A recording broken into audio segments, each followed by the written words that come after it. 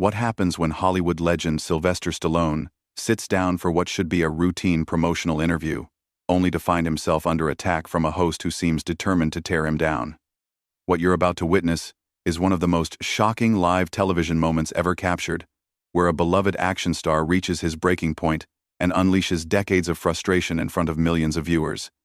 Before we dive into this incredible story, make sure to hit that subscribe button and let me know in the comments what you think really triggered this explosive confrontation.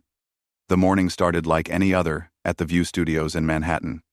Sylvester Stallone had arrived early, his usual professional demeanor intact as he prepared for what his publicist had assured him would be a friendly chat about his latest project.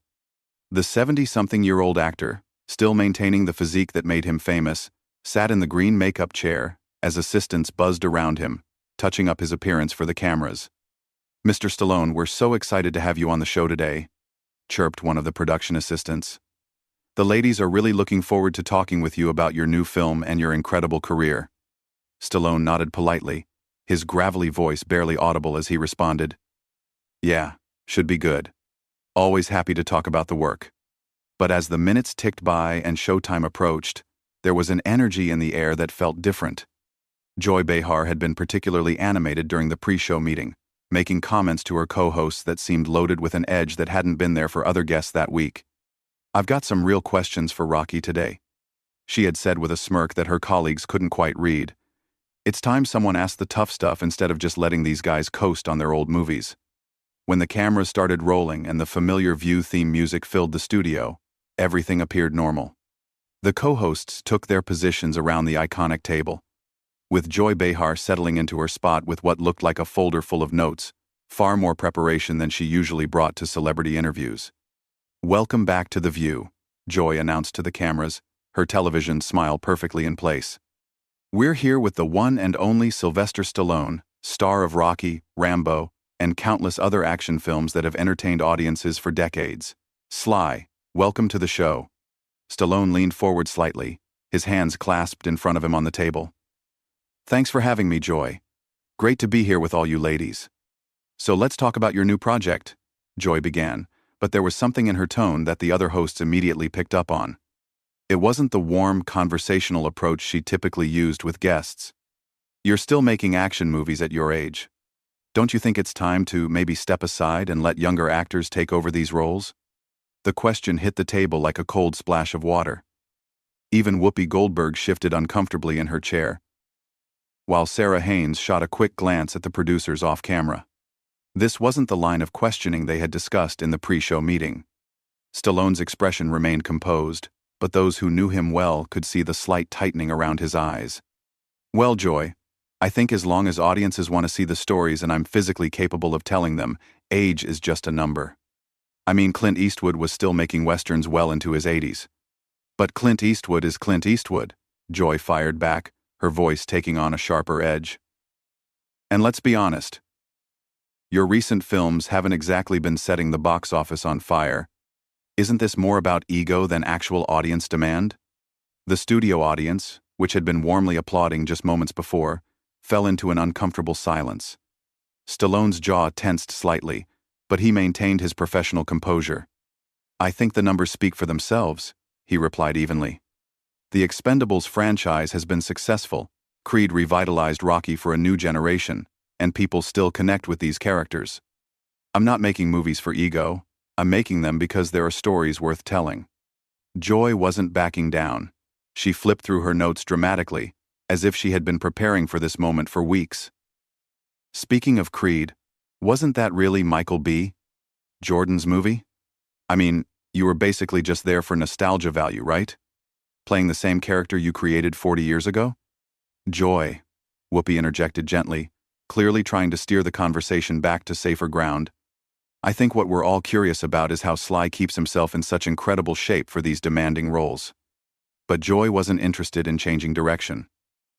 She had locked onto her target, and something in her demeanor suggested this had become personal, though no one in the studio could understand why. "No, I want to hear his thoughts on this," Joy continued, completely ignoring Whoopi's attempted intervention. "Because it seems to me like Hollywood has this problem with aging male stars who just can't accept that their time has passed. They keep coming back to the same well over and over again instead of making room for fresh talent. Stallone's hands, still clasped on the table, tightened slightly. His voice remained controlled, but there was a new quality to it that regular viewers of The View had never heard before. Joy, I'm not sure what you're getting at here, but I've spent 5 decades building characters that mean something to people. Rocky Balboa isn't just a movie character to a lot of folks. He's a symbol of perseverance and fighting against the odds. If that resonates with audiences, then I don't see why I should apologize for continuing to tell those stories. But isn't it really about the money? Joy pressed on, seemingly oblivious to the growing tension around the table. I mean, these franchises are cash cows, and you're just milking them for every dollar you can get, regardless of whether the stories are actually worth telling anymore. The other co-hosts were now exchanging worried glances. This was not the direction anyone had expected the interview to take, and the production staff behind the cameras were clearly scrambling to figure out how to handle what was rapidly becoming a hostile interrogation rather than a promotional interview. Stallone took a deep breath, his decades of media training kicking in as he tried to navigate what had become an increasingly uncomfortable situation. Look, Joy, I understand that everyone's entitled to their opinion about movies and careers and all of that. But I think you might be underestimating what these characters mean to people and why they continue to connect with audiences across generations. Do they, though? Joy shot back immediately. Or is it just Hollywood's old boys club protecting each other in green lighting projects because of who you know rather than the quality of the material? The accusation hung in the air like a toxic cloud. Stallone's expression changed noticeably. For the first time since the interview began. The professional mask slipped just slightly, revealing a flash of something much deeper and more intense. Excuse me? Stallone's voice dropped to a lower register, the kind of tone that had made him famous for playing tough guys who didn't back down from a fight. What exactly are you implying, Joy? Joy seemed to sense she had struck a nerve, and instead of pulling back, she leaned forward with what could only be described as predatory satisfaction. I'm not implying anything, Sly. I'm saying it outright.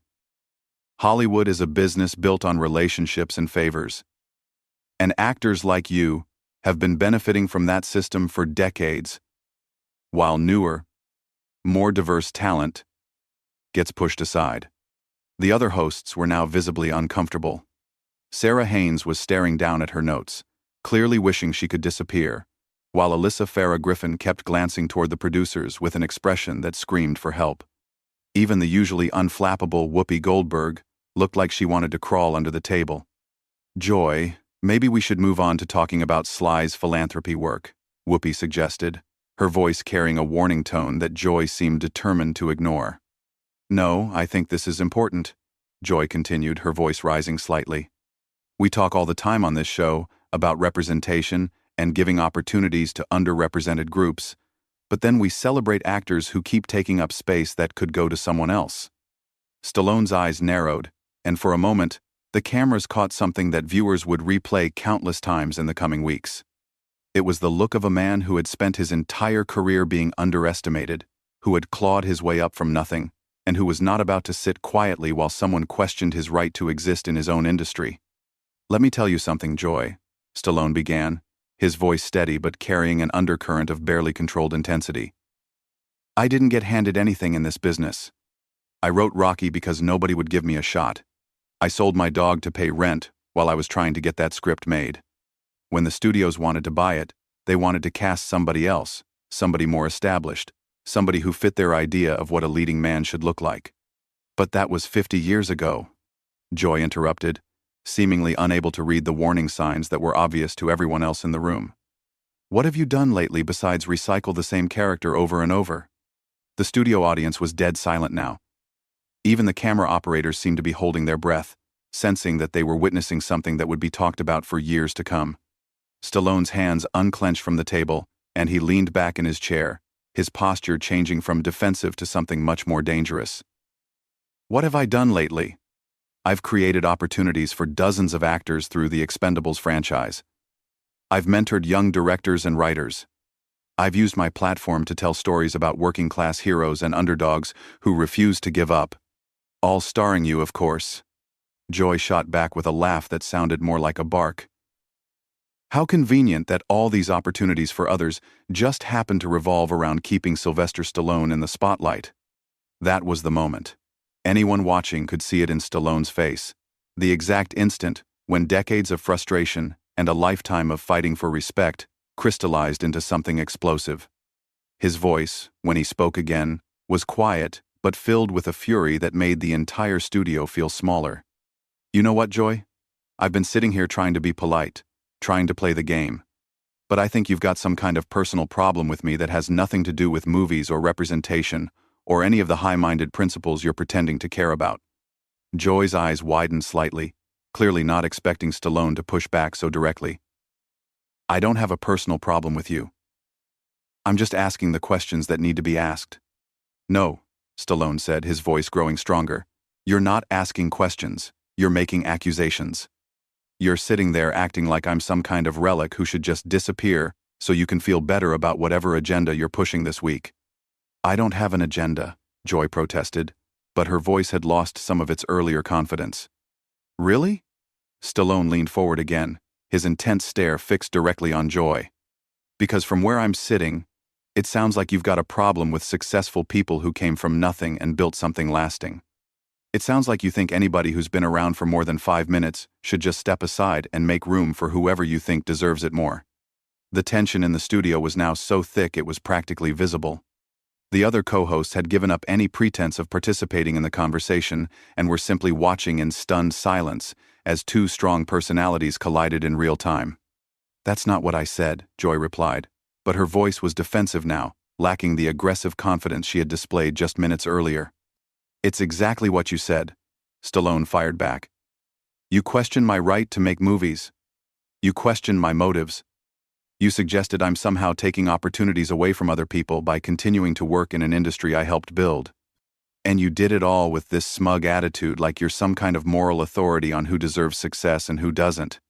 Joy tried to regain control of the conversation, straightening in her chair and attempting to return to her earlier confrontational tone. Look, Sly, I think you're being a little oversensitive here. I'm just pointing out that Hollywood has a diversity problem, and maybe actors of your generation need to step back and make room for fresh voices. But Stallone was no longer interested in playing defense.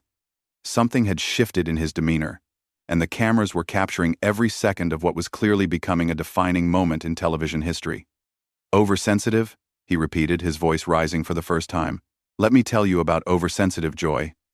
Oversensitive is when someone uses a television platform to attack a guest who came here to talk about their work and instead gets ambushed with personal attacks disguised as social commentary. They're not personal attacks, Joy insisted, but she was clearly rattled now. Then what would you call it? Stallone demanded. Because you've spent the last 10 minutes telling me I'm too old, I'm greedy, I'm taking opportunities away from more deserving people, and I'm part of some systemic problem in Hollywood. If that's not personal, then I'd hate to see what you consider crossing the line. The studio audience was completely silent, mesmerized by what they were witnessing. This wasn't the usual celebrity interview where everyone smiled and promoted their latest project. This was raw, unfiltered confrontation between two people who clearly had very different views of the world. Joy seemed to realize that she had pushed too far. But instead of backing down, she doubled down with an approach that would prove to be a massive miscalculation. Look, Sly, Joy said with a dismissive wave of her hand. Maybe this is just what happens when people get older and more sensitive. You can't handle a little criticism like you used to. Maybe that's another sign that it's time to step back. The words hit the studio like a lightning strike. The other co-hosts actually recoiled in their chairs, and even the camera operators seemed to take a step back. Joy had just crossed a line that everyone in the room knew would have consequences. Stallone went completely still for a moment, his face cycling through a range of emotions that decades of acting experience couldn't mask. When he finally spoke, his voice was deadly quiet. Did you just call me old and weak on national television? Joy, perhaps realizing she had gone too far but unable to find a graceful way out, attempted a laugh that came out hollow and forced. I'm just saying that maybe you're not taking constructive criticism as well as you used to. That was it. The dam burst. Stallone erupted from his chair with a speed that belied his years, his hands slamming down on the table with a sound that echoed through the studio like a gunshot. His voice, when it came, was the roar of someone who had finally reached his breaking point. Constructive criticism? Are you kidding me right now? You think what you've been doing for the last 15 minutes is constructive criticism? The studio audience gasped audibly. Several people in the front row actually jumped in their seats. The cameras kept rolling, capturing every second of what would become one of the most watched clips in television history. Joy, you want to talk about age and sensitivity? Let me tell you something about age. I'm 77 years old, and I've been in this business since before you knew what a television camera was. I've taken more real criticism, more real rejection, more real hits than you could imagine in your worst nightmares. Joy tried to interrupt, but Stallone wasn't having it. No. You had your 15 minutes to tear me down. Now you're going to sit there and listen while I tell you exactly what I think about your so-called journalism. The other hosts were frozen in place, uncertain whether to try to intervene or simply let this play out. Whoopi had her hand halfway to her earpiece, clearly getting frantic instructions from the control room. But even she seemed paralyzed by the intensity of the moment. You want to know about taking opportunities away from people? Stallone continued, his voice building to a crescendo. What about the opportunity you just took away from your viewers to actually learn something interesting about filmmaking, about storytelling, about what it takes to create characters that last for generations? Instead, you turn this into some kind of personal attack disguised as social justice. Sly, I think you need to calm down, Joy said, but her voice was shaking now. Calm down? Stallone's laugh was bitter and sharp. You spend 20 minutes trying to humiliate me on live television, questioning my integrity, my work ethic, my right to exist in my own industry, and then you tell me to calm down? Who do you think you are? The studio was so quiet that the hum of the cameras was audible. Even the production staff behind the scenes had stopped moving, transfixed by what they were witnessing. I've been Rocky Balboa for 50 years, Stallone continued, his voice now carrying the full weight of his frustration. Do you know what that means? It means 50 years of people telling me I wasn't good enough, wasn't smart enough, wasn't the right type. 50 years of proving them wrong. And now you sit there, in your comfortable chair, with your comfortable job, and you think you can just dismiss all of that because it fits your narrative? Joy opened her mouth to respond, but Stallone held up a hand that stopped her cold. You want to talk about diversity and representation? Fine. Let's talk about it honestly. When I wrote Rocky, I was a struggling actor from Philadelphia who couldn't get arrested in this town. The studios wanted to buy my script and cast a big-name actor. I said no. I fought for 2 years to play the character I created, and they told me I was crazy, that I'd never work again if I didn't take their deal. His voice was building again, fueled by decades of stored emotion. But I believed in that character, and I believed that working-class people deserve to see themselves as heroes on screen. That's diversity, Joy. That's representation. Rocky Balboa wasn't some privileged pretty boy. He was a bum from South Philly who refused to stay down when life knocked him flat. But that was then. Joy managed to interject weakly. No, that's now. Stallone exploded. That's every day. You think because I've been successful I've forgotten where I came from? You think I don't understand what it's like to be counted out? To be told you don't belong? To have people like you sitting in judgment of whether you deserve the opportunities you've worked your entire life to earn? The cameras captured everything.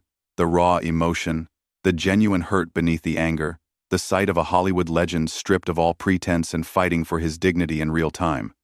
And you know what the really sad part is, Joy?